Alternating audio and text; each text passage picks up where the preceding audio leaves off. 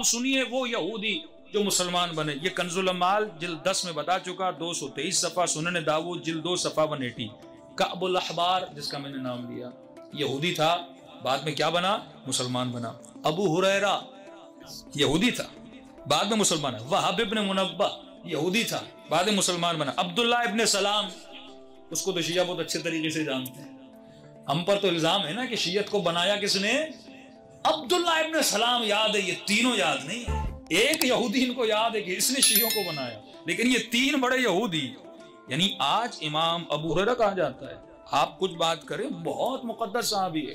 ابو ہریرہ سے جتنی احادیث, ان کی 6 کتابیں ہیں اور ان 6 میں سے سب سے مستند صحیحین ہیں. سب سے زیادہ روایتیں ابو ہریرہ سے.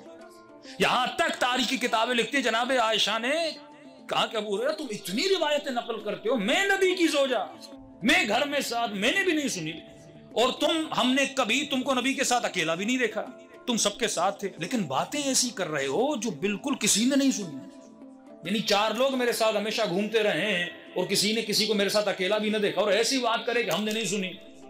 تو انہوں نے جناب عائشہ کی توہین کی.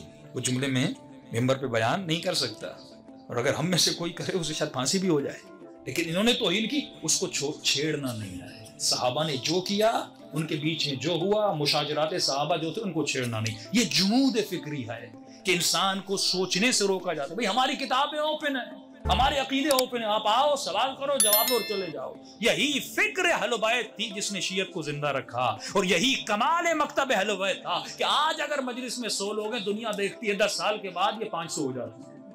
شیعت کتنی تھی پاکستان میں, دن بہ دن آپ بڑھ کیوں رہے ہیں؟ اسی وجہ سے کیونکہ آپ کے پاس اللہ نے فکر دی ہے, عقل دی ہے, اور سوال کرنے کی اجازت